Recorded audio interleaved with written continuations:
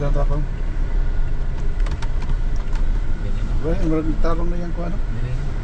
Ha? Dili naman parking. Eh, parkinganan eh. Ito sa dong. Dito lang eh. Kaya pa mamahong sa kanan. Eto guys, mga kakugi, andito na tayo sa EEJ Game Farm. Yan ang bibilihin natin dito guys, yung mga pasabay nila Harlo Silis, Boss Harlo, at kay Reggie Abadies, Ray, no? Yung Ringwood Game Farm, at saka yung HCC Game Farm. Ayan. Nakita natin dito guys. EJ Game Farm. Boss Jerry.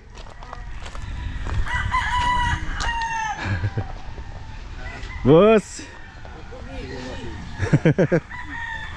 Good afternoon. Kakugi TV. Balik na naman kami. Guys, Boss Jerry,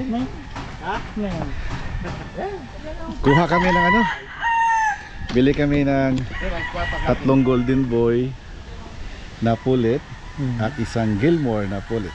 Saka may pair na Golden Boy. Pair na Golden Boy dyan din. Jerry, basta. Si Boss Edwin nala. Paano dyan? Sarap ng hangin dito.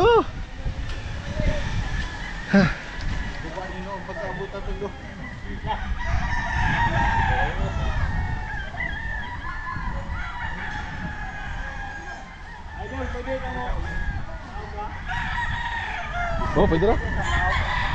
Pwede ra. Pakuyog lang. Magkano tryo? Tryo. 12.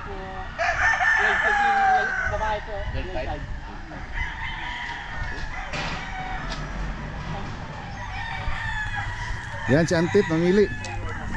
Si Antip, 12.5 din ang ano? Guys, yung mga breeding materials pala dito guys, yung mga pure na pullets dito is 12.5. 12.5 lang mga kakugi. Yung ano, yung broodstag. Ha? Broodstag 35. Yung broodstag is 35. Yan. 35 ang broodstag. 45? 35. 35. Tapos ang ano is 12.5. Palis 60 ang trio. Yan.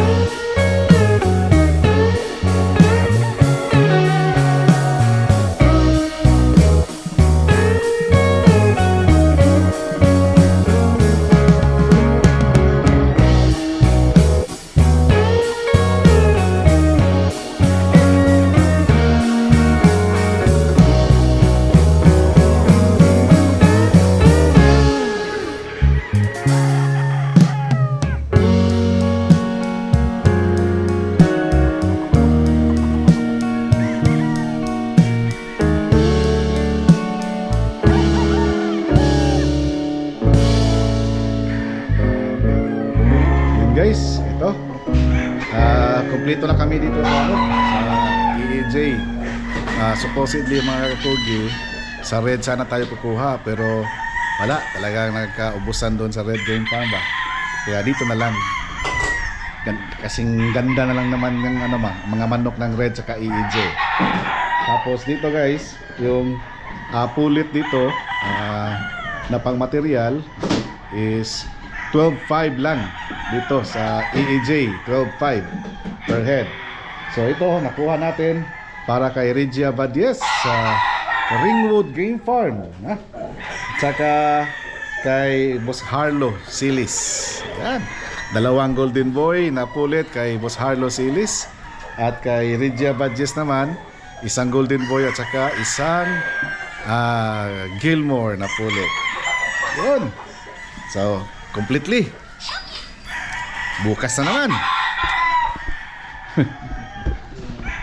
Okay sa'yo, boss? Okay ra?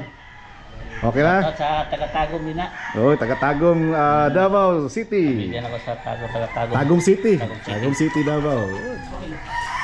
Alright. Nagdala ko ang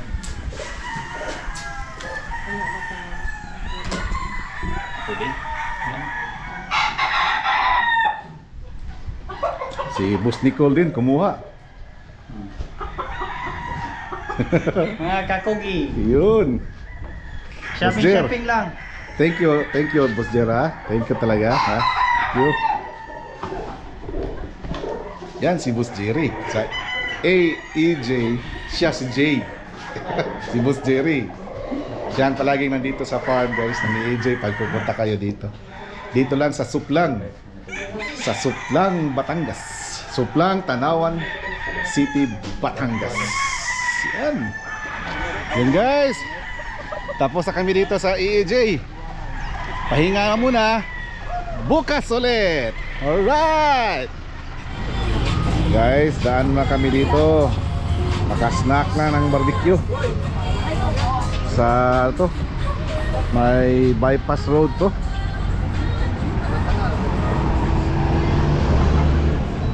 Tingnan nyo guys. Sa may lipa to, may lipa. Manila, Batangas bypass road. Yan. Sakit na iloy.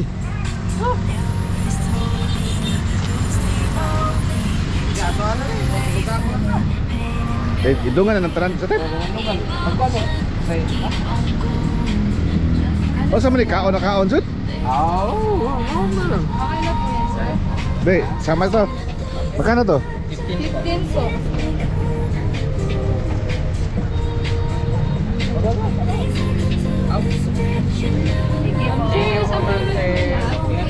Isang payment po lang.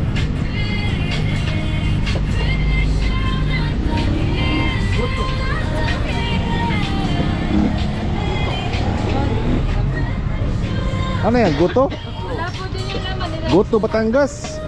Yung natin. Walang rice? May ano po kami. May 120 po ang bago. May laman siya na. Nandun po laman. Laman. Sa lang pala to. Opo. Pero nandun po laman. Ano ba? Karami laman?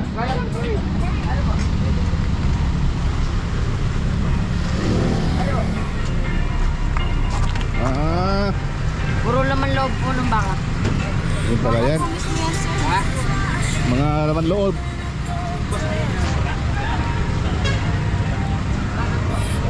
Check 1 here. Sa baka mo'y puso.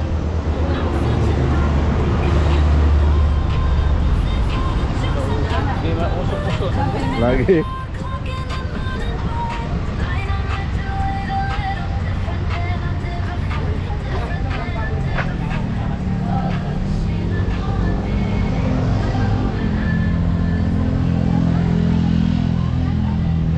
Guys, mga kakugi, andito tayo ngayon sa kaharian ng natin, official shipper ng Team Kakugi dito sa Luzon, mga kakugi.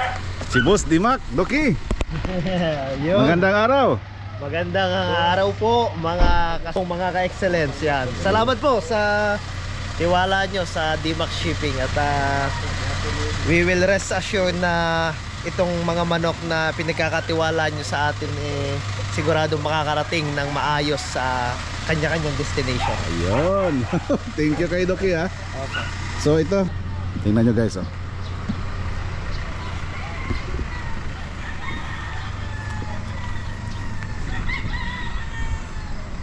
Dimac Game Farm. Yan. Tingnan nyo guys. Linis, ang ganda. Okay dito.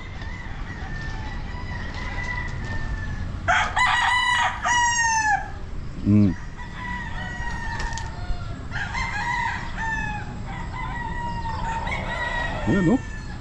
Ganda pa kagawa kaya guys. Si Doc Ramil mga kugi dito sa Luzon, siya ang ating license na official shipper.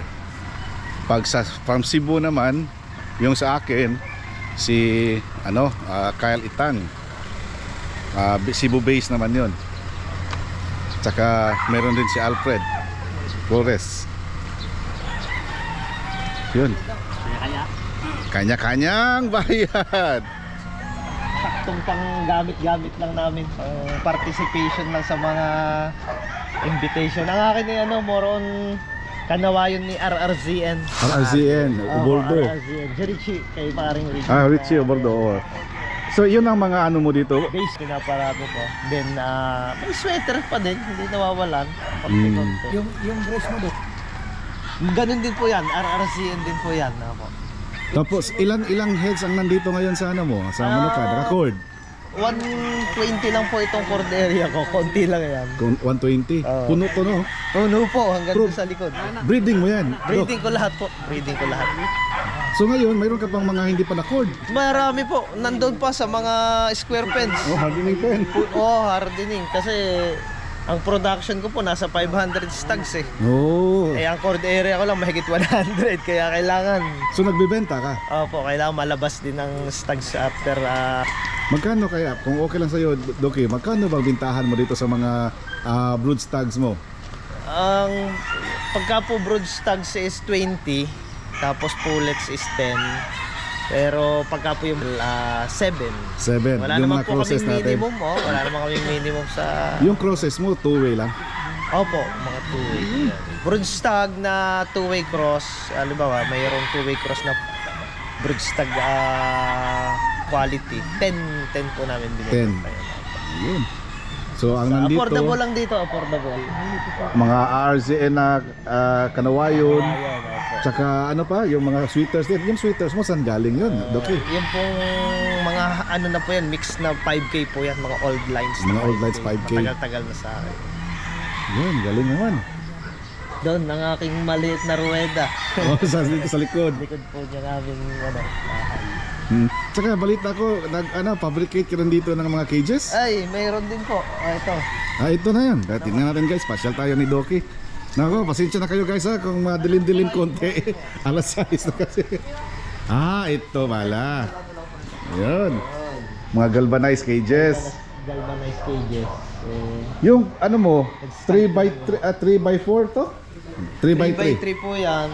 Mayroong 2.5 by 2.5. Tsaka 2x2. Maganda rin yung 2x2 eh. Nakita namin na sakto lang ang manok, hindi masyadong pang breeding. Halimbawa yung So makikita nyo guys, parang kasi set up lang ng ano dito. bagong setup lang po. Kasi may napasyalan din kami na gumagawa ng mga galvanized cages, pare-pare. Shout out Barry Pangilinan. So mas marami na yung ano niya, machine doon sa Cebu. Pero dito sa Luzon, Yan. marami-rami na rin kayo dito, no? Madami po kami dito. Madami. Kaya para may trabaho yung boys, sabi ko sige. Oo, balik tayo niyan. sagad-sagad na yung ano, Nandito na tayo negosyo sa pagmamanok sa pagbabanok. sa industriya natin. Tama po. Oo, galing. Guys, if only ba mahaba-haba yung oras natin, maliwanag pa. Na-remember ko tuloy nung nangyari natin kay Sabong Pinas. Dumating kami dun, madilim na talaga. Madilim na po. Alas 7 or mag-aalas 8 na ng gabi. wala na kami makita talaga, pero tuloy-tuloy pa rin yung vlog namin. Nag-iikot kami nun. Pero hindi pa yun, way back mga 3 years ago pa siguro yun. Hindi pa ganyan kaganda ang setup ni Sabong Pinas that Grabe time. ngayon yan. Talaga. Ngayon, gawapo na. Sayang lang kasi hanggang Sunday lang kami dito, hindi namin mabalikan. Shout out, Sabong SP, Ruel Amano at saka Billy Canlas. Yan. Ayun. Mga client ko rin po ang mga yan. Ayun, mga idol natin yan. Nako. Yun guys, galing naman. Ayun, silipin natin yung ano po, yung holding natin. Yung mga holding area sa mga guys dito ba napapansin namin yung magpapaship ka ng mga manok, maganda yung paglalagyan ng mga manok ito. Mayroon talagang holding area na hindi magkahalo-halo yung mga manok, no? Hindi po pwedeng may ID po bawat page. Tapos ano idol, Doki, may ano din, disinfect ka talaga every time. Yes po. Kadalasan, madalas talaga. Ano po yan, ang tawag dito, pagka all out ka ng linis, general cleaning. Oh, pag na-release lahat. Yun, dito pala guys, oh. Ang kuhan boss, mga manok, parang ibutakan na lang. Yun. So ito yung ano guys. Kipa, may bigay dok mga disinfect to dok no. Yeah. Kompleto tayo ng ng pang-backup na mga gamot. Oy, endorser sa excellence yan, si Doc. Spectrum Max. Spectromax. Oo, Vitamax. Kailangan yan para ambroxetil. Yan. Para sa sipon. Kasi hindi po maiwasan pagka stress sa biyahe para ma-prevent na po kagad. Pagdating pa lang dito, kagaya na bago sa area, tapos ibibiyahe pa. Ang timano niyan, tapos iba din yung pagkain. Hindi ko naman makokopya yung pagkain na pinanggalingan. Tama. So dito, standard ang feeding namin. Wet feeding kami Oo. ng stag developer, pero mayroon po agad yung halong ambroxetil. Ambroxetil. Prevention na talaga. Ang Agad. tawag po namin doon, bacterial flushing. Bacterial flushing. Para pagdating sa biyahe, kahit may stress sila, hindi magmamanifest yung infection. Which is na-experience ko na po yun na before hindi kami gumagamit. Pagdating doon sa point of destination, may mga issues and concern. Minsan, Dok, medyo sinipon yung manok, ano kayang gagawin ko? Pero nung simula namin yung ganitong proseso, maganda po nakakarating. At Dagdag confidence mga kakugi kung dito tayo magpapaship kay Dimac. mas maganda pa sana yung facility ko po sa Cavite. Meron din. Mas madami po dito time script po nito. Oo. Ang capacity kasi ito mahigit 100 lang, yung 350 po na pieces. Bukas ang laman niya. Madilim na talaga.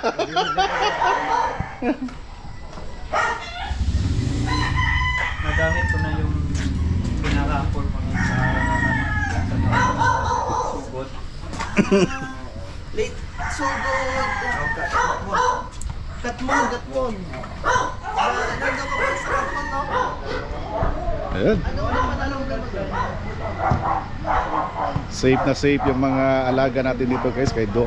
Hopefully tuloy-tuloy hanggang sa pagdating dyan sa inyo guys. Kasi yung mga manok na nakuha natin, may pinasabay nyo, healthy yan doon sa farm na kinuha namin. So sa shipping, dapat healthy rin. Pagdating sa inyo, ituloy na lang kung ano yung pinag-inumpisahan dito ni Doc para continuous na yung health ng manok na talagang tuloy-tuloy na healthy talaga.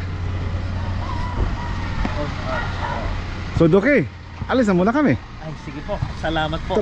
Pero may ano ka pa, may bukas pa. May bukas pa, balik po kayo dito. Tingnan natin. Ay, baka, nga pala. Kami na lang ang mag-pick up siguro doon. Kasi gabihin na kami. Kami na lang ang kukuha kay Sir Ramon, kay GM Fantastic, kay Attorney June at saka kay Princess Althea. Princess Althea. Yan, inaanak ko yan, si Ian. Si Ian, Princess oh, Althea. yun, inaanak ko pala. Pagkumpare, ulit kayo ni SP. Oh. Gago, sige. Kasi kami, wala pa kaming tulog. Galing kami Cebu, alas 2 yung flight namin kanina guys. Tapos tuloy-tuloy na, diretso Lukban. Yan ang nagagawa ng hilig sa manok. Ang Yun. gaganda naman ang pinuntahan yung farm. Red Game Farm and Tama, AEJ tama. talaga. Kung wala itong pagmamanok guys, hindi ako makakapunta ng Lukban. Ano bang gagawin ko doon? Kung wala man akong kaibigan, wala akong kakilala doon. Dito din. O dito din. Dito din. Dahil lang sa pagmamanok, nakarating tayo dito. Marami tayong kaibigan. Pag magawi ka sa Cebu, message ka. Opo, message ko po kayo. Kasi palagi naman kang pupunta doon, di ba? Nakikita kami. Ngayong Yun. meron upcoming na Cebu. O October. October. Nandun po kami. Pasyal kami sa ano, sa booth mo. Sa buta po. Nandun. Sige, Doki. Salamat po. Yes guys, Doc Ramel, di makulangan, Dimak. Yan. Doc Ramel, matanong ko Doc, para sa information lang sa lahat na nanonood sa atin, magkano na ba ngayon ang shipping ngayon as of now, as of August, ano ngayon? 21? 21. August 21, 2026. 2026. Magkano na yung shipping natin? Bale po, nagkaroon kami ng adjustment, na very minimal adjustment noong May. Dahil din po sa taas po talaga ng fuel. Dahil lahat naman private van ang gamit natin sa pag-mobilize natin ng manok. So from 3,000, ginawa po namin 3,200. Sa 2 headers. Opo, 2 manok. Tapos sa single, from 2,000 ginawa namin 2,100. Pero para po mas win-win, ika nga, sa customer natin, sa seller, sa mga farm, at sa mga buyer, at even sa amin sa mga shipper, nilagyan ko po yun ng corresponding 7,000 insurance coverage. Okay. So, although yung 7,000 pwedeng sa unang ano nyo is mababa yun para sa value ng manok na nabili ko, dahil ang manok ko 30,000 or 40,000 ang isa. Pero i-insure mo lang ng 7,000, mababa yun. Pero ang catch po doon, dahil may insurance po kami na pinoprotectionan, 101% ang mga tao ko po tutok po diyan sa ano. May instruction po ako na dapat wala talagang Casualties. magiging problema, walang casualty. Kasi sa 100 piso lang na kukolektahin natin, lugi na agad tayo ng 6,900 kapag may namatay na isang manok. So para sa amin po, yung value po noon ay malaki masyado. Kaya yung assurance din namin na binibigay sa mga client ay mas mataas, dahil hindi talaga pababayaan ng mga tao ko yan. Yun. And even them, may incentives din po ang mga tao ko every time na natatapos yung month end, na smooth shipment po kami, wala kaming casualty, wala kaming aberya. Lagi pong may ano yun, may perks na pinoprovide tayo sa team. Tapos yung mga tauhan yun, nationwide po. Kahit Opo. saan port, kahit saan airport, Meron po, Meron meron na tao. po tayong mga naka-station doon. Luzon, Visayas, Mindanao. Yes po, Yun. taga-salo po bawat airport. Para smooth, para hindi na yung magulo, madaming dadaanan pang mga proseso pagka kukunin lang yung manok. Minsan yung ibang client namin parang nai-stress Na-stress talaga. Kasi dahil masyadong daming strict. dadaanan, daming kakausapin. Ito, smooth na pagdating doon, ready na yung manok, i-release na lang Oo. isa-isa sa mga. yung sasalubong yung tauhan nyo, Yes. siya ang para sa releasing. And doon po nami-minimize din po yung possible problem na yung manok hindi na check, iniuwi, tapos yung pala nanghihina na pala, halimbawa na-suffocate na pala sa eroplano. Doon pa lang po nakikita na nung aming staff kung yung isang particular na manok ay kailangang bigyan ng first aid. Yung tao ko po bawat port may reload max na kaagad yan.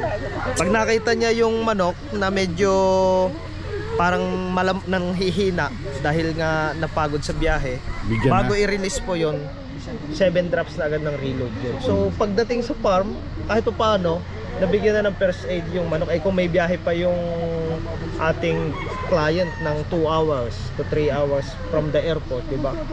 Kawawa po yung manok bago makauwi sa farm. So with that procedure, may intervention na po kagad tayo. Minsan magugulat yung ganda na ng manok pagdating para hindi na ibiyahe. Yun. So recap ko, Doki, 2 headers natin, 1 box is 3,200. Tapos yung single header natin na box is 2,200. 2,1. 2-1 po. 2-1. Yun. Alright. So yun guys, yun ang mga pagbabago ngayon sa shipping natin from Luzon. From Luzon to kahit saan na area sa bansa. Yes po. Yan. Yes. So, ibig sabihin do, pagdating doon sa halimbawa Cebu, so meron kayong tauhan doon na Yes. Kukuha po muna ng manok before may ibigay doon sa sa mismong client, sa may-ari. Opo. Ano yung Siya po, ganda? siya po talaga yung mag-i-inspectionin muna niya yun. Wala munang pwedeng gumalaw sa mga manok na nandyan hanggat hindi niya lahat Hindi na makikita. Opo, kasi experience namin before, sisihan Tama, yung kami at saka yung client, hindi namin ma-identify sino ba talaga may problema. Kasi sir, kinuha nyo dyan, tapos pagdating after 3 hours, magre-report kayo sa amin, yung manok, patay pagdating sa farm. Hindi namin malaman, paano nyo na-claim yan sa airport na hindi nyo man lang binuksan ba yan? Diba? Tama. Ngayon, hindi na po nangyayari yun dahil may tao na po kami bawat port na mag-check ng manok. Doon sa atin sa Cebu, si Bunny. Si Bani. Yun. Mabait na, maasahan po yan. Yun, tama. So safe na safe yung ano. Oo. Sadya pong iniingatan po natin dahil nga nag-provide din po kami ng insurance coverage. Parang ano lang yun, pang confident, dagdag confidence sa mga customer natin. Yun.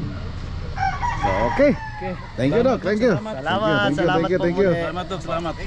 Opo.